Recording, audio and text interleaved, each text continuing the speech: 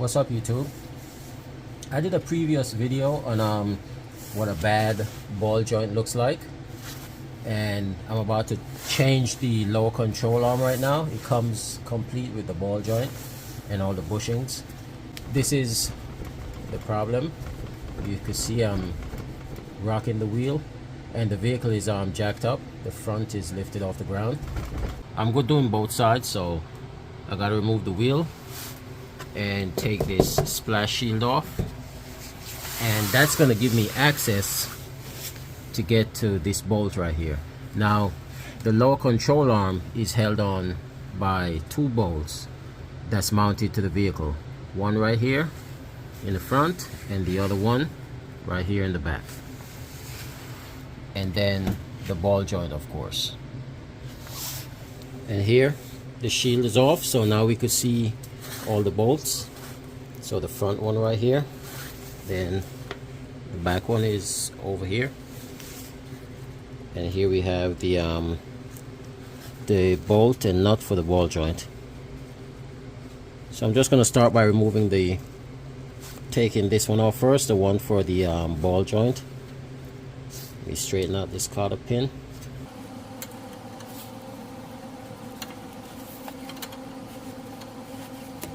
Put that aside. If you don't have new ones, you could actually reuse the old one. And when you order a control arm, most times it comes with, actually the ball joint or the control arm usually comes with a new nut and bolt.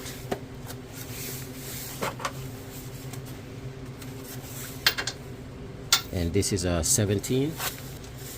So I have an open end and I have my socket.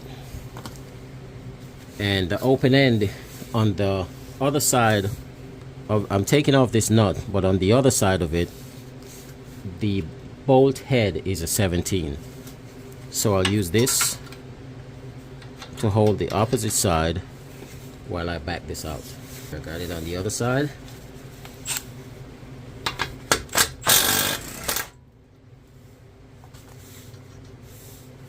And this bolt, it's tapered on the end, so you really don't want to hit on it with a hammer unless you really have to. But it has the holes in the bolt to put the cotter pin. What happens sometimes, if you hit the top of this, it kind of mushroom the head, and then when you try to get it out, it's super hard to get out. You gotta cut it. So what I'm gonna do is spray it down with some rust penetrant and just kind of get my tool on the other end and rotate it to break it loose. And I got it all sprayed down, so I'm just actually going to use a extended drive and a socket, or you could use something like this if you have a extended wrench.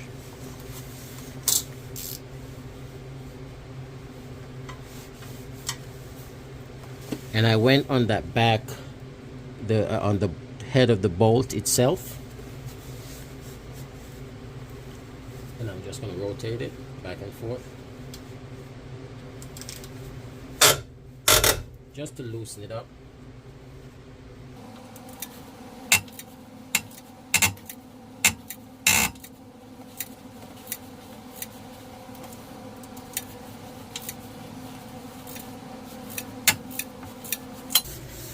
And this opening, I gotta spread it a little bit, so I'm gonna use a chisel, or if you have a screwdriver, a big screwdriver, you could use that. So I just get it in, pry it open a little bit, and I'm actually gonna use a hammer and tap on the other end so I could drive it in a little bit more. And to get access to this, just actually rotate the steering wheel.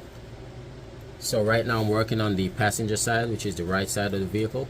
So I turn my steering wheel to the right, so I get more access to taking this off.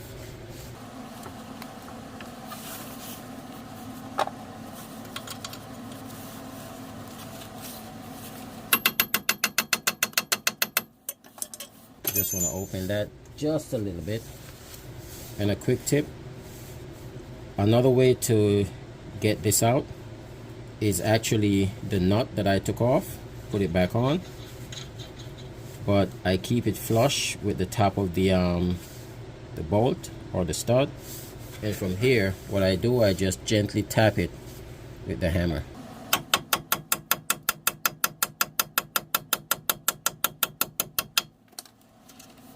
You see it's almost out. So now I'll grab my drive and my socket.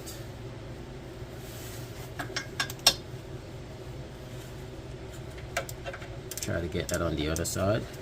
Make sure it moves freely, and as I'm turning, I gently tap it. And just like that, it's out. Now usually when a bolt or a screw is seized up, the rust is usually around this section that sits like metal on metal, or a lot of times it's in here right at the top. So when you spray your penetrant, if you get this section loose or get penetrant to go down inside and you kind of rotate it or twist it a little bit, it's much easier to get it off.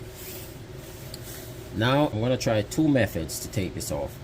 I'm going to use a pry bar first, and this method is just in case you taking it off for whatever reason. If it's not the ball joint that's bad and you want to remove it without damaging the boot,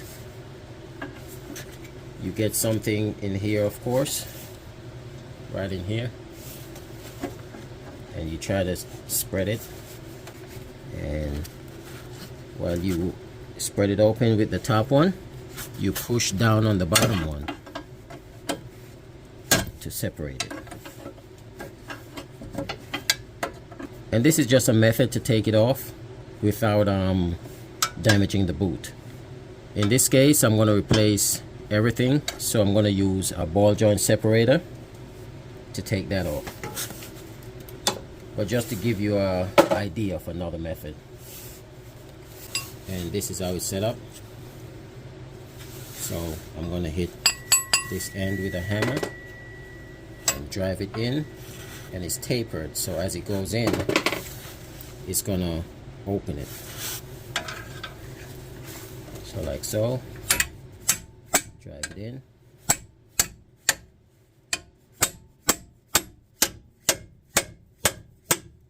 You can see, if you look at the top, you see that's going down.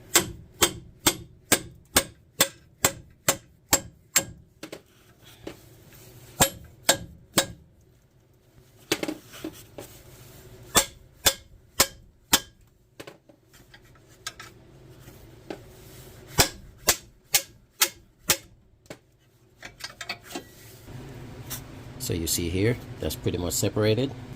And one last thing on taking this off, if it's giving a hard time, another way to do it also is 3 points that anchors the ball joint to the lower control arm. We have 2 studs, threaded studs, so it's 2 nuts at the bottom, and then on this side is a bolt. So we have 1, 2, and then the third one is a bolt. Take all of them out, spray some penetrant in here, and try to get a screwdriver in here to kind of separate it, and then we could separate the ball joint from the control arm and work with just the control arm. If you have to change just your control arm, you do it that way. You don't have to touch this. Just separate the ball joint from the arm and then take the arm off. And this one is also a 17.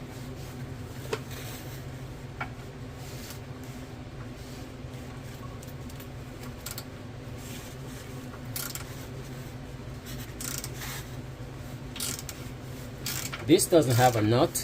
This is just threaded into a part of the support.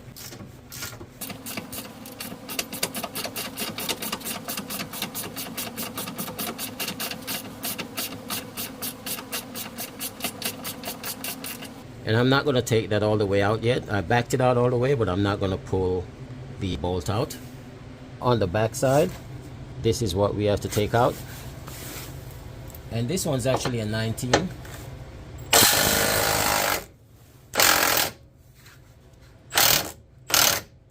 Okay, so now that I cracked it loose, what's happening is the nut on top is spinning. So I have to get something to prevent that nut from spinning. And I'm going to use an open end.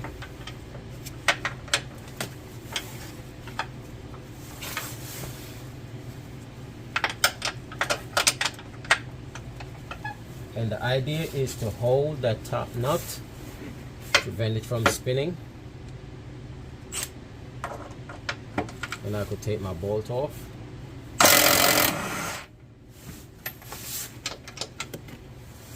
Now, the idea, like I said before, you want to wedge something in this slot. I got my pry bar.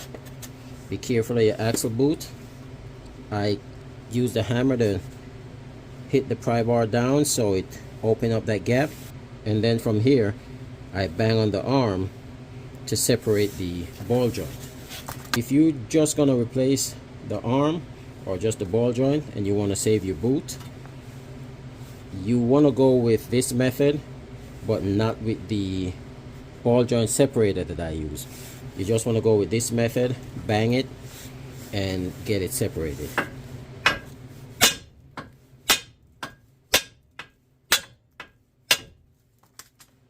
And like that, we're out.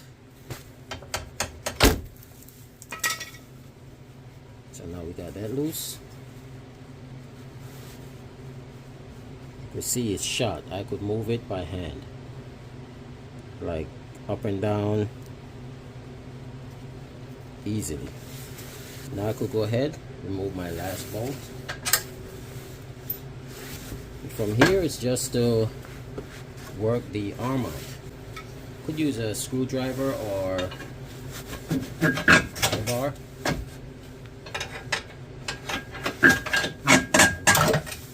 Get that end out first.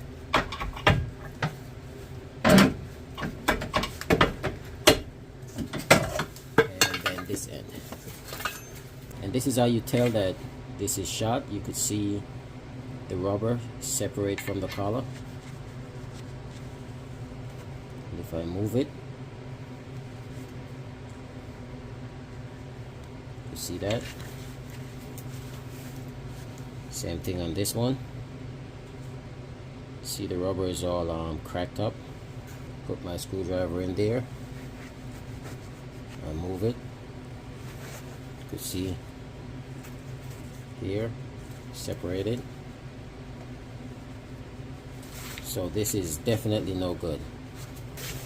And of course the ball joint, usually after a few miles of wearing in, you could do this movement, but shouldn't be able to push it in and pull it out. And if you have to move the ball joint, don't put a vice grip or a plier on it to move it.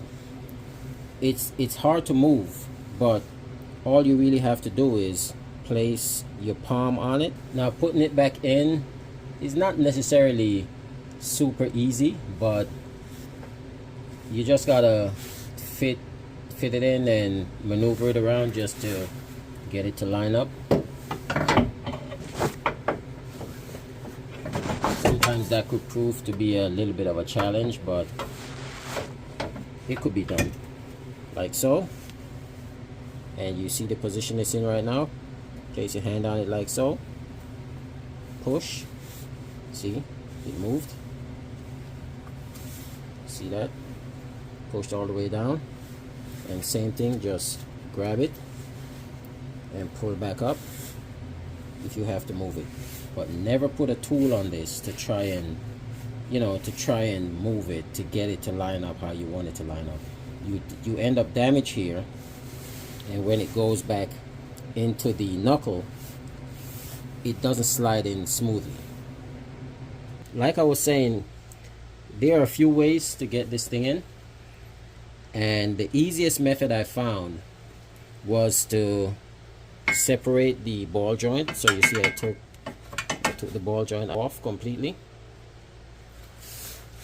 and it's just two studs, threaded studs, and a bolt goes in this end. So I took those off, and now I'm able to move the arm back and forth and up and down. So what I'll do, I'll get these threaded in. Now you see I have a lot of up and down, back and forth movement, and that's on the back one. So I'll line that up at the bottom, get my bolt up, and there you go, my bolt went right in.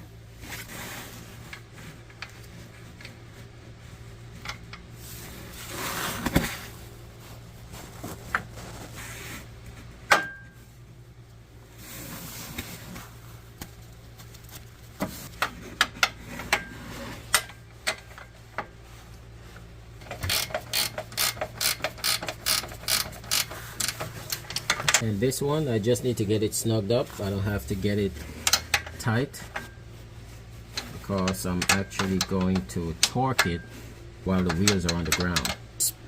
This ball joint arm stud is shaped like this because once it goes in, this little groove right here has to be lined up with the hole. So when I bring the bolt through the hole, you could see it sits right in here. Once it sits like this, this is what's going to prevent the ball joint from sliding out. So I'm going to put this in, and I just put a little anti-seize on it. You don't necessarily have to. It slides in, and the way you know if it's lined up is when you put your bolt in. See, my bolt is hard to go in, so I know it's not lined up properly. So I either have to go a little bit up, which I did, yep, little up, and it slid right in. This new bolt, it doesn't have a hole for a cotter pin. What they did send was a nut. It's a lock nut, so it has these ridges on it. Once you tighten it, then you could see the direction of the ridges. They go the opposite way of tightening. So you tighten, and then if it tries to back out, vibration or anything, as it tries to turn this way to back itself out, these are gonna wedge into the knuckle, just like a lock washer. You might be tempted to torque this down, but don't do it. Wait until the vehicle, like I said, is on the ground, and torque everything. The trick now is to get this arm low enough so I could put my ball joint back in.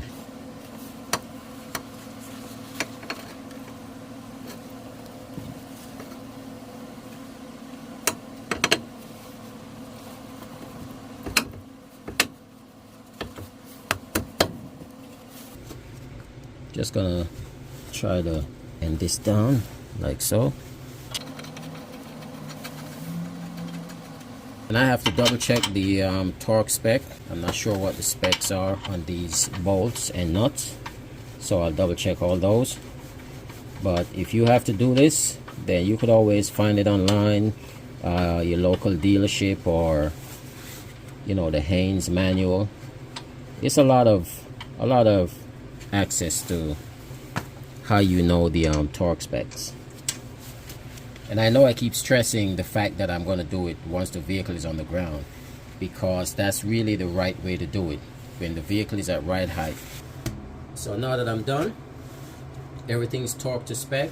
Like I said, check online for your the specs for all the bolts. Now if I grab the wheel and I shake, no more movement like before.